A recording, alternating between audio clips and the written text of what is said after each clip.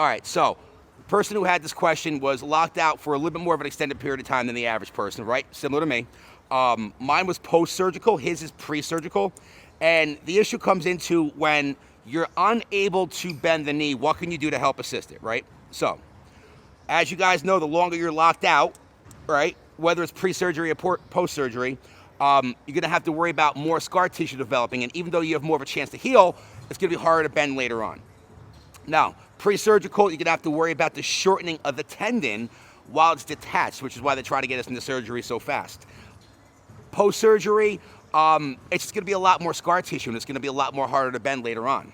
Now, this is something that me and myself and our physical therapist that we work very closely came up with, right? And it's a great technique, but you need to be healed for this. And by healed, I mean minimum, absolute bare bones minimum, 6 weeks, probably closer to week 8, right? And what we did is to help break up that scar tissue, we started doing cupping while bending at the same time. Because for any of you guys with, acupuncture or Chinese medicine or any of that shit, cupping is a phenomenal way for breaking up scar tissue, stretching out the fascia, stretching out the muscle, basically stretching out parts of the soft tissue that you're having a hard time getting into. If I put a knot in a rope, and the rope's in the middle, and I'm pulling on both ends of the knot, I actually got a rope right here. So if I take my little fancy strap and I put a little knot inside the strap, right? When I go to pull on the strap, this part's going to stretch, this part's going to stretch, but that knot's not really fucking going anywhere. What the cups do is they put the pressure right there so it stretches out on that specific spot, right? Now, the reason why you want to wait till your week 8 is because you don't want to pull the adhesion off. Like, you want to make sure that chance had a chance to heal and recover, so definitely make sure you check with your physical therapist, your surgeon, make sure everything's healed and they're happy with it. Once you are, it's going to be a great technique. Now, Amazon, 20, 30, maybe $40, get a set of cups from Amazon. Don't worry about getting the best set. They all do the same thing. Get a little bit of lotion, whether it's something like massage oil or some, what the fuck did I have here? I had a little bottle of Aveeno, just something to lubricate the skin. 1, so you get better suction, and 2, they don't fall off midway through like they did on the previous version of this video where we had to re-record it.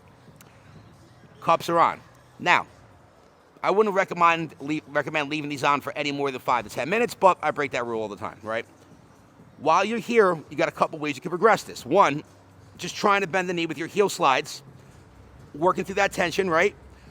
2, just holding the position, right? Staying in there, letting it stay bent, hanging out here. So this way, everything has a chance to relax, release, and grow longer while it's under tension.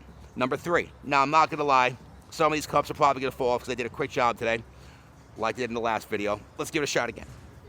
I bring it up. So now what I do from here, and I'm currently weeks 17 or 18 weeks post-op. We're at 130 degrees. But you can see how this is still putting a lot more tension and tightness on my leg as I walk. And everything's literally getting stretched out as I go side to side, right? If you're still using your walker or your cane, maybe you don't do this one yet. Maybe you just stand on it and you go back and forth where you can hold on to something. But I'd walk around back and forth for like 5 minutes. Then from there, we went to some more dynamic-based stretching. We're going to come to the bike. Mike, can you come in the front by the bike over here? So what we did, and I have my bike preset. Now, a lot of people are, and I love the recumbent bike, but in the beginning, the recumbent bike wasn't doing shit for me for helping increase my range of motion.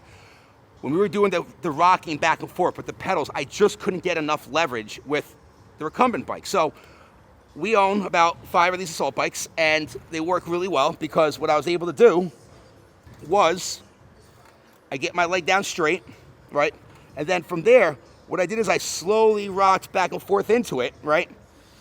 And like I said, I'm at about 130 degrees range of motion. So we can do the bike, we can do the treadmill, we can do everything, but you can still see how this stretches everything out while I'm going. And I would just rock back and forth, right? Using the handles, kind of ease myself into it and back out of it. And then I would go the other way, which is going to be a little bit different tension, right?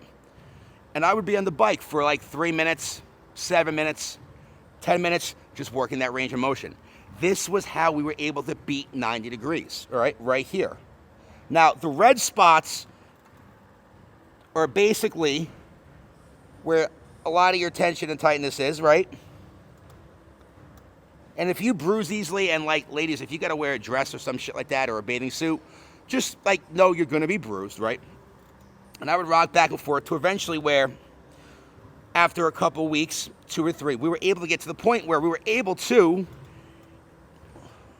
do the bike with the cups on, because now it's helping to stretch it and loosen everything up, right? Again, you want to make sure you're post week 6, you're post week 8. And we would go to the point where now, and it wasn't this easy, this fast, we could do the bike and everything's a lot more looser, right? So, using the cups during all of your other stretching techniques and bending techniques, phenomenal way to intensify the stretching effect. Now, we have one more that we're going to do, right? We're going to hobble over, right? We're going to hobble over here while my fat ass gets down on the ground. All right, Mike, let's come over here. And guys, as we're making my way over, if you have questions about shit like this, I'm not an expert in this, right? I've just been doing this for 20 years. I'm a fitness trainer. Been doing this since the early 2000s. And the reason why I say that is we've seen a lot of shit over the years. We've worked with a lot of physical therapists. We've worked with a lot of people recovering from different surgeries. So we've just had exposure to different techniques, methods, and strategies that we were able to put together that we found worked for us. Again, if you're going to try any of these techniques, make sure you check with your therapist first. Dangling. Dangling was huge for us because I have a big problem with the guarding reflex, right? So what you did, maybe you use your couch, maybe you use the leg of a chair, you get creative. You sit down on the ground, right? Transition down to the ground.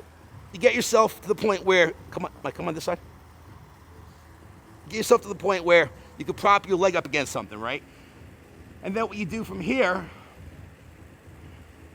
you just dangle that fucker, right?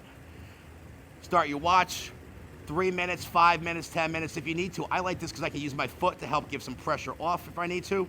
I can use reciprocal inhibition, which is me using the opposing muscle, my hamstring, to create tension to deactivate the muscle that might be tight, like the quad. So I can push into my hamstring, right, my other leg. I'm using my hamstring to push into my left leg. I'm there, I'm there, I'm there, and then I'm out, and it goes a little bit deeper, right? I also have PNF, proprioceptive neuromuscular facilitation. Try saying that 5 times fast. Which would be putting the foot on top of my quad. You probably saw this in therapy. Using 30% of my strength to push into it, tiring the muscle out, fatiguing the muscle out, basically forcing the muscle to contract while it's already in a lengthened state. So if it's tight and then it's contracting from there and then I release, it should be able to drop down deeper afterwards because now I'm facilitating a greater degree of stretch, right? So, reciprocal inhibition, proprioceptive neuromuscular facilitation, PNF. Ask your therapist about those great techniques to really help get yourself in a deeper range of motion. And you can see how my knee is kind of just melting down into the exercise, right? Now, 2 more we're going to go over since we're right here, right? One of my favorites, 90 knee glide, right? Whether you do this one kneeling down on the ground or, right,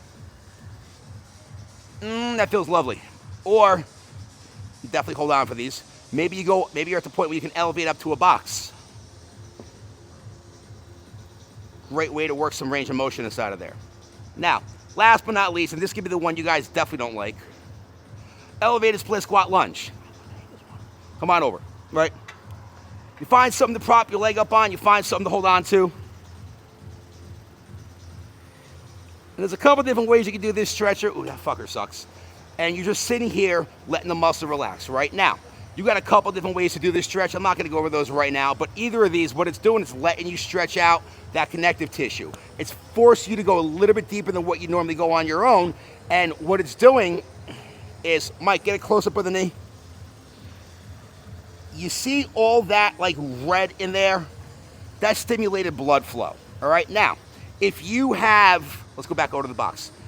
You got to check it now. You also got to pay attention to your medical conditions, right? If you have weak blood vessel walls, or you obviously want to make sure you don't pop anything. Check with your doctor first. Check with your therapist first. Make sure you don't have some kind of condition or ailment that is going to potentially cause some damage. All these techniques that we use, they're all great, applied in the right situation. This might be for you. This might not be right for you. But this is one of the ways we really helped speed up the process where, like a lot of you guys, ooh, look at that fucker. This looks amazing afterwards. Like a lot of you guys, we never thought we were going to get past 90 degrees. It was stuck there. It wasn't moving. And, you know, I'm not going to lie. We all have the thoughts where it's like, oh, my God, I'm never going to get back to normal. This is one of the techniques along with dry needling. And they take the acupuncture needles, they put them in your quad, right? And they attach the electrostim to it also, right? That's another technique we use very well, which we'll do another video on that when our physical therapist is... one of our physical therapists is also one of our clients, so we kind of, you know, I got a little cheat code for that. But when Dr. Katie comes in one day, we'll do a video where Dr. Katie puts the needles in us, walks you through pretty much what's going on, just so you kind of have a better understanding in case it's something you want to bring to your own physical therapy team. But that is how, in a nutshell, we've used the cupping technique to be able to get our range of motion up to where it is now. And we were never supposed to get past 110 degrees, as per my surgeon. And now we're at 130. Fuck that guy. Now, why do I say that?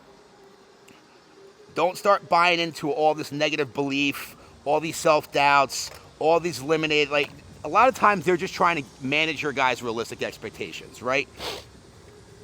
Now, somebody made a comment in the group the other day. They're like, oh my God, I feel like I'm never going to be the same from this. You're not supposed to be, right? You're not supposed to be the same after this. You're supposed to get better and grow and use it as a way to become a better person and a stronger person in the process. Like, the universe, for whatever reason, has put this in front of you. You know, you can either let it define you, you can let it destroy you, or you can let it come back. You can come back from it and become a stronger person from it. But along that way, if you have questions, comments, concerns, points of interest, funny jokes, anything like that, you know, if there's something you guys need help on, don't be afraid to reach out. This is what we do for a living. These are all the things I wish I would have known sooner. Like I said, I'm not a physical therapist. I'm not a doctor. I don't have medical degrees or any of that other stuff. I've just been doing this for 20 years, and we have a lot of stuff that we've seen that's worked for us and worked for our clients successfully. So we would like to be able to share those with you and present them to your professional team. So this way, if something makes sense for you, try saying that 5 times fast. You can put it in your toolbox and help it get you back to where you want to be. Guys, thanks for stopping by today. If you have any questions, drop a DM or a comment. See you in the next one.